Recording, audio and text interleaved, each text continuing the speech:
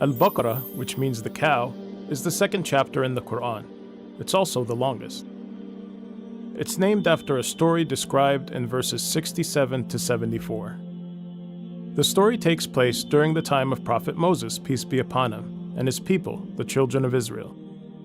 A wealthy man was killed by his nephew to inherit his money. The nephew then left his uncle's body in another village, hoping someone else would be blamed for the murder. When the villagers found the body, accusations began to fly, as people began blaming one another. The elders in the village turned to Prophet Moses, peace be upon him, for guidance. God then revealed his command to Moses, ordering his people to sacrifice a cow. They were doubtful, though, of his command, and accused Moses of mocking them. They sarcastically asked him what kind of cow, and what color should it be. God revealed to Moses that it had to be a bright yellow cow that was neither old nor young. After a long search, they finally found a cow that fit the description. It belonged to a young man who lived with his mother. They were both very poor, and the cow was the only thing his late father left them. Because of that, the price to sell the cow was very steep.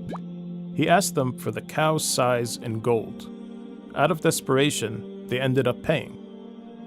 After slaughtering the cow, God ordered them to strike the victim's body with a portion of the cow.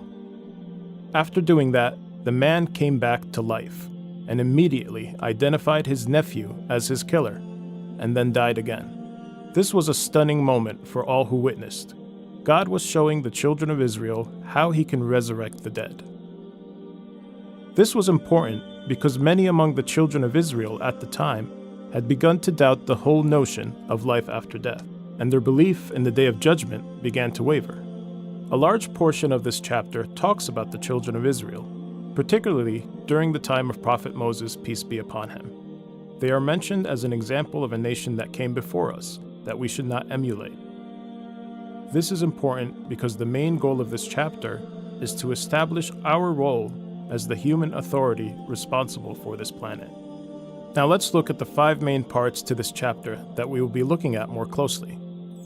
The first part identifies 3 types of people that exist, and the key differences between them. We then learn about the importance of worshiping God, and are introduced to the story of Adam, peace be upon him, and how humans came to exist. The chapter then focuses on the example we mentioned before, the children of Israel, and some of the mistakes they made and how to avoid them. We then learn about the story of Prophet Abraham, peace be upon him, how he devoted his life to God, and how his example is one we should all follow and try to emulate. Finally, we learn about what it means to be Muslim and the laws God prescribed to us to help us live a successful and fulfilling life. These 5 parts come together to show us a blueprint of how to live our life in a way that pleases God and keeps us on the straight path, and how to avoid the mistakes of those who came before us. In the next video, we will look at each of these parts in more detail.